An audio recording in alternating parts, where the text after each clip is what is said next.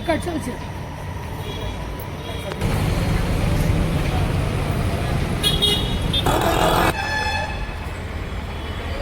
Authentic news 19 में आपका स्वागत है।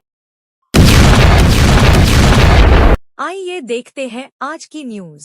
ಸರ್ ಇವತ್ತು 31ನೇ ದಿನ ಸರ್ ನಮ್ಮ ಕರ್ನಾಟಕದಲ್ಲಿ 31 ದಿನ ವಿದ್ಯುತ್ ನೆಪ ಇರ್ತಾ ಇದ್ದಾರೆ. ಆದರೆ ವಿದ್ಯುತ್ ಎಷ್ಟರ ಮಟ್ಟಿಗೆ ನಡೆದಿದೆಯೋ ಹೊರದೇಶದಲ್ಲಿ ನಮಗೆ ಗೊತ್ತಿಲ್ಲ. ಆದರೆ ಇವತ್ತು ನಮ್ಮ ಕರ್ನಾಟಕದಲ್ಲಿ 10 ಲಕ್ಷಕ್ಕಿಂತ ಹೆಚ್ಚು ಆಟೋ ರಿಕ್ಷಾ ಚಾಲಕರಿದ್ದೀವಿ. ಹುಬ್ಬಳ್ಳಿ ಧಾರವಾಡ ಅವಳಿ ನಗರದಲ್ಲಿ 25,000 ರಿಕ್ಷಾ ಚಾಲಕರಿದ್ದೀವಿ. ದಿನನಿತ್ಯ ಯಾವುದೇ ನಿಲ್ದಾಣದಲ್ಲಿ 100 ರೂಪಾಯಿಂದ 200 ರೂಪಾಯಿ ಬಾಡಿಗೆ ಹೊಡೆಯಕ್ಕಾಗ್ತಿಲ್ಲ.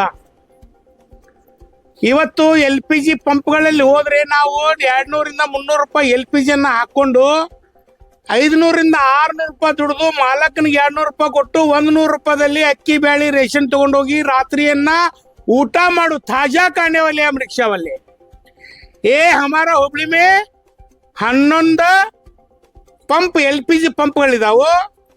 ಇವತ್ತು 4 CNG ಪಂಪ್ಗಳಿದಾವು. ಹುಬ್ಬಳ್ಳಿ ಧಾರವಾಡ ಅವಳಿ ನಗರದಲ್ಲಿ 25,000 ರಿಕ್ಷಾನು ಅಲ್ಲೂ ಬರೀ LPG ಪಂಪ್ LPG ಮೇಲೆ ಇದಾವೆ. LPG ಪಂಪ್ಗಳಲ್ಲಿ ಮೊಟ್ಟ ಮೊದಲ ಬಾರಿಗೆ 58 ರೂಪಾಯಿ 61 ರೂಪಾಯಿ 62 ರೂಪಾಯಿ ಪ್ರತಿಯೊಂದು ಪಂಪ್ಗಳಲ್ಲಿ ಇದೇ ಒಂದ ರೇಟ್ ಇತ್ತು. ಆದ್ರೆ ಇವತ್ತು ಹುಬ್ಬಳ್ಳಿ ನಗರದಲ್ಲಿ 11 LPG ಪಂಪ್ 2-3 ಪಂಪ್ಗಳು ಬಂದಾಗಿದಾವೆ. ಇವತ್ತು ನಿನ್ನೆಯಿಂದ ಸುಮಾರು 85 ರೂಪಾಯಿ 80 ರೂಪಾಯಿ 90 ರೂಪಾಯಿ ರೇಟ್ಗಳಿತ್ತು. ಕೆಲವೊಂದು ಕಡೆ 100 ರೂಪಾಯಿ ಇದ್ದು. ಇವತ್ತು ಬೆಳಗ್ಗೆ ಏಪ್ರಿಲ್ 1 ಇಡೀ ಆಟೋ ರಿಕ್ಷಾ ಚಾಲಕರನ್ನ ಏಪ್ರಿಲ್ ಫೂಲ್ ಮಾಡ್ತಾ ಇದ್ದಾರಾ ಅಂದ್ರೆ ಇವತ್ತು ಆಟೋ ರಿಕ್ಷಾ ಚಾಲಕರು 2 ಕಿಲೋಮೀಟರ್ ಪಾಳೆ ಹಚ್ಚಿ ಒಂದು ಲೀಟರ್ಗೆ 65 ರೂಪಾಯಿ 70 ರೂಪಾಯಿ 80 ರೂಪಾಯಿ ಹೋಗಿ 90 ರೂಪಾಯಿ ನಿಂತಿದೆ, 100 ರೂಪಾಯಿ ನಿಂತಿದೆ. ಇವತ್ತು ನಾನು ಮನವಿ ಮಾಡ್ತಾ ಇದ್ದೀನಿ. ಈಗಾಗಲೇ ಮಾನ್ಯ ಜಿಲ್ಲಾಧಿಕಾರಿಗಳು ಕೂಡ ಮನವಿ ಕೊಟ್ಟಿದ್ದೀನಿ. ಮುಂದುವರುವಂತ ದಿನದಲ್ಲಿ ಇವತ್ತು ನಾಳೆ 2 ದಿನ ಬಿಟ್ಟು ನಾವು ಮಾನ್ಯ ಜಿಲ್ಲಾಧಿಕಾರಿಗಳಿಗೆ ನಾವು ದೂರವಾಣಿ ಸಂಪರ್ಕ ಮಾಡಿದ್ದೇವೆ. ಇವತ್ತು ನಮ್ಮ ಪೊಲೀಸ್ ಆಯುಕ್ತರ ಸಾಹೇಬರಿಗೆ ನಾವು ಭೇಟಿ ಆಗ್ತೇವೆ. ಆಹಾರ ಇಲಾಖೆಗೆ ಮುತ್ತಿಗೆ ಹಾಕಿ ಪ್ರತಿಭಟನೆ ಮಾಡ್ತೇವೆ. ಇದೇ ತರ ಆಟೋ ರಿಕ್ಷಾ ಚಾಲಕರು ಬೆಳಗಿಂದ ರಾತ್ರಿವರೆಗೆ 20 ರೂಪಾಯಿ ಸೀಟ್ ಕೊಡ್ರಿ ಅಂದ್ರ 10 ರೂಪಾಯಿ ಕೊಡ್ತೀವಿ ಬರೋನು ಬೇಡುವಂತ ಪರಿಸ್ಥಿತಿ ನಿರ್ಮಾಣ ಆಗೈತೆ. ತಕ್ಷಣ ಸಂಬಂಧಪಟ್ಟ ಇಲಾಖೆ ಎಲ್ಲಾ LPG ಪಂಪ್ಗಳ ಮೇಲೆ ಕೂಡಲೇ ಕ್ರಮ ತಗೋಬೇಕು.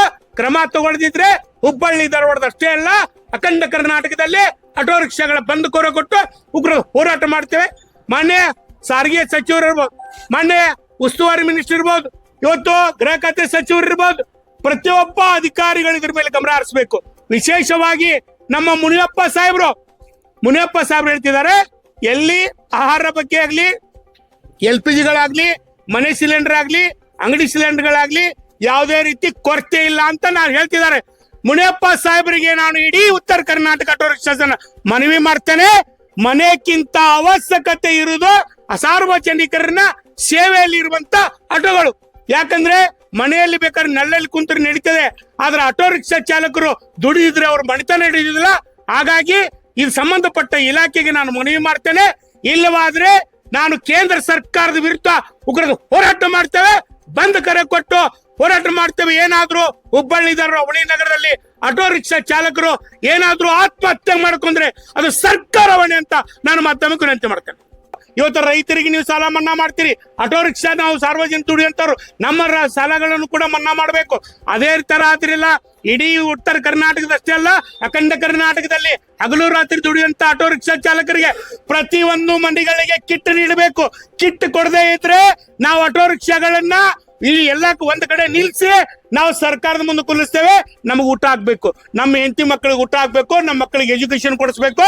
ನಮಗೆ ಊಟ ಹಾಕಿದ್ರೆ ಸಾಕು. ನೀವೇನ್ ಕೆಲಸ ಐತ್ರಿ ಆ ಕೆಲಸ ಮಾಡ್ಲಿಕ್ಕೆ ರೆಡಿ ಇದ್ದೇವೆ. ಇದನ್ನ ಮನವಿ ಮಾಡ್ತಾ ಇದ್ದೀನಿ. ಮನವಿ ಅಂತಾರ ತಿಳ್ಕೊರಿ, ಹೋರಾಟ ಅಂತ ತಿಳ್ಕೊರಿ. ನಾವೇನಾದ್ರೂ ನೀವು ಸರ್ಕಾರಗಳು 2 ಸರ್ಕಾರಗಳು ಬಗ್ದಿದ್ರೆ ನಾವು ಖಂಡಿತ ಕೂಡ ಆಟೋ ರಿಕ್ಷಾ ಚಾಲಕರ ಕುಟುಂಬಕ್ಕೆ ಏನಾದ್ರೂ ಹಾನಿ ಆದ್ರೆ ಸಂಬಂಧಪಟ್ಟ ಇಲಾಖೆದಲ್ಲಿ ಆಟೋ ರಿಕ್ಷಾ ಚಾಲಕರ ಹೆಣ ಇಟ್ಟು ಪ್ರತಿಭಟನೆ ಮಾಡಿ ಸರ್ಕಾರನ ಅಲ್ಲೋಲಕಲ್ಲ ಮಾಡೋ ಪರಿಸ್ಥಿತಿ ಆಗ್ತೈತೆ ಮತ್ತೊಮ್ಮೆ ವಿನಂತಿ ಮಾಡ್ತೇನೆ. ಸರ್, ಹುಬ್ಬಳ್ಳಿ ನಗರದಲ್ಲಿ 11ರಿಂದ 12 LPG ಪಂಪ್ಗಳಿದ್ದಾವೆ.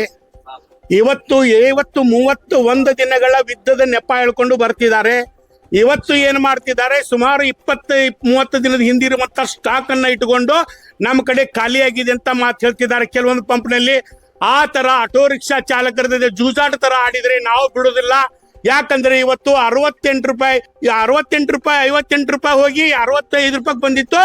ಇವತ್ತೇನ್ ಮಾಡ್ತಿದ್ದಾರೆ, ಅದೇ ಸ್ಟಾಕ್ ಅಂದ್ರೆ ಇವತ್ತು 500 ಲೀಟರ್ 600 ಲೀಟರ್ ಇರಂಗಿಲ್ಲ, ಅದು 2,000 ಲೀಟರ್ ಗಟ್ಲೆ ಇರ್ತದೆ. 2,000 ಲೀಟರ್ಗೆ 1 ಲೀಟರ್ಗೆ 20 ರೂಪಾಯಿ ಜಾಸ್ತಿ ಮಾಡಿದ್ರೆ ಕೋಟಿ ಗಟ್ಲೆ ದುಡ್ಡು ಆಗುತ್ತೆ. ಆ ದುಡ್ಡನ್ನ ಹೊಡಿಗೋಸ್ಕರ ಕೆಲವೊಂದು ಪಂಪ್ಗಳಲ್ಲಿ ನಮ್ಮ ಆಟೋ ರಿಕ್ಷಾ ಚಾಲಕರ ಮೇಲೆ ಗೂಬೆ ಕುಂದ್ರಿಸೋ ಕೆಲಸ ಮಾಡ್ತಿದ್ದಾರೆ. ಇವತ್ತು ಎಲ್ಲಾ ಸಂಬಂಧಪಟ್ಟ ಇಲಾಖೆದವರು, ವಿಶೇಷವಾಗಿ ನಮ್ಮ ಮುನಿಯಪ್ಪ ಸಾಹೇಬ್ರು ಇದ್ರ ಮೇಲೆ ತನಿಖೆ ಮಾಡಿಸ್ಬೇಕು. ತನಿಖೆ ಮಾಡಿಸಿ ಎಲ್ಲಾ ಪಂಪ್ಗಳಲ್ಲಿ ರೇಟ್ ಬೋರ್ಡ್ ಹಾಕಿ ಆಟೋ ರಿಕ್ಷಾ ಚಾಲಕರಿಗೆ ಸರಿಯಾದ ರೀತಿಯಲ್ಲಿ LPG ಕೊರತೆ ಆಗದಂತೆ ನೋಡ್ಕೋಬೇಕು.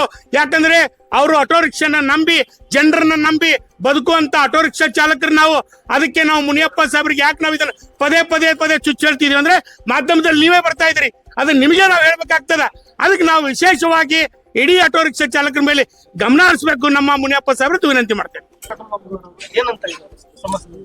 ಸರ್, ಅವ್ರು ಇವತ್ತು ಏನ್ ಹೇಳ್ತಿದಾರ ಅಂತಂದ್ರೆ, ಇವತ್ತು ಸ್ಟಾಕ್ ಇಲ್ಲ, ನಾವು ದುಡ್ಡು ಕಟ್ಟಿದೀವಿ, ಬರ್ತಾ ಇಲ್ಲ, ಅಲ್ಲಿ ಯುದ್ಧ ನಡೆದಿದೆ, ನಾವು ಬುಕ್ ಆಗಿ ಮಾಡಿದ್ರು ಕೂಡ ನಮ್ಮ ಕಡೆ LPG ಬಂದಿಲ್ಲ ಅನ್ನುವಂತ ಮಾತು ಹೇಳ್ತಿದಾರ. ಅದಕ್ಕೆ ಇವತ್ತು ನೀವು ಪೆಟ್ರೋಲ್ ಡೀಸೆಲ್ ಮೇಲೆ ಹೆಚ್ಚಿಗೆ ರೊಕ್ಕ ಮಾಡಿಲ್ಲ, LPG ಮೇಲೆ ಯಾಕೆ ಹೆಚ್ಚಿಗೆ ರೊಕ್ಕ ಮಾಡಿದ್ರಿ? ದೇಶದಾದಂತ LPG ಮೇಲೆ ಓಡುವಂತ ವಾಹನಗಳಿದಾವಲ್ಲ, ಅದಕ್ಕೆ ಹೆಚ್ಚಿಗೆ ಮಾಡಿದ್ರಿ. ಅದೇ ನೀವು ಡೀಸೆಲ್ ಮೇಲೆ ಮಾಡ್ರಿ, ಪೆಟ್ರೋಲ್ ಮೇಲೆ ಮಾಡ್ರಿ, ಯಾಕೆ ಮಾಡ್ತಿಲ್ಲ ನೀವು? ಅವು ಯಾಕಂದ್ರೆ ಆ ಗಾಡಿಗಳು ಓಡಿರೋ ಕಡಿಮೆ ಇದಾವೆ, ಆಟೋ ರಿಕ್ಷಾಗಳೇ ರಾಜ್ಯದ ಅಂತ ಜೈಸ ಅಂತ ಹೆಚ್ಚಿಗೆ ಓಡಾಡ್ತಾವ. ಇದ್ರ ಮೇಲೆ ಹೊರೆ ಹಾಕ್ಬಿಡೋನು ಅಂತ ಕೇಂದ್ರ ಮತ್ತು ರಾಜ್ಯ ಸರ್ಕಾರ ಸಂಬಂಧಪಟ್ಟ ಇಲಾಖೆದವರು ಇದ್ರ ಬಗ್ಗೆ ಒಳ ಒಪ್ಪಂದ ಮಾಡಿಕೊಂಡು ನಮ್ಮ ಮೇಲೆ ಹಣ ವಸೂಲಿ ಮಾಡ್ತಾ ಕೆಲಸ ಮಾಡ್ತಿದಾರೆ ಅಂತ ನಾವು ವಿನಂತಿ ಮಾಡ್ತೀವಿ. ಕೇಂದ್ರ ಮತ್ತು ರಾಜ್ಯ ಸರ್ಕಾರದವರು ಏನಾದ್ರು ನಾವೇನ್ ಕೇಳ್ತಾ ಇದ್ದೀವಿ, ವಿದ್ದನ್ನ ಇಟ್ಟುಕೊಂಡು ನೀವೇನು ಹೆಚ್ಚಿಗೆ ಮಾಡ್ತಾ ಇದ್ದೀರಿ, ಅದಕ್ಕೆ ನಾನು ವಿನಂತಿ ಏನ್ ಮಾಡ್ತಾ ಇದ್ದೀನಿ, ನೀವೇನಾದ್ರೂ ರೇಟನ್ನ ಒಂದು ರೇಟ್ ಬೋರ್ಡ್ ಹಾಕ್ಬೇಕು, ಒಂದು ಸರಿಯಾದ ರೀತಿ LPG ಪೂರೈಕೆ ಮಾಡ್ಬೇಕು. 2 ನೀವು ಇವನ್ 2 ಮಾಡದಿದ್ರೆ ಇಡೀ ಕರ್ನಾಟಕದಾದ್ಯಂತ ಎಲ್ಲಾ ಆಟೋ ರಿಕ್ಷಾ ಚಾಲಕರು ಅಷ್ಟೇ ಅಲ್ಲ, ಚಾಲಕರ ಹೆಂಡತಿ, ಚಾಲಕರ ತಾಯಿ ತಂದಿ, ಚಾಲಕರ ಮಕ್ಕಳು, ನಾವು ಸರ್ಕಾರದ ಮುಂದೆ ಕುಂದಿರ್ತೇವೆ, ಆಟೋಗಳ ಸರ್ಕಾರದ ಕಚೇರಿಗಳ ಮುಂದೆ ಹಚ್ತೇವೆ, ನಮಗೆ ಊಟ ಕೊಡ್ರಿ, ನಮ್ಮ ಮಕ್ಕಳಿಗೆ ಎಜುಕೇಶನ್ ಕೊಡ್ರಿ, ಸಾಕು.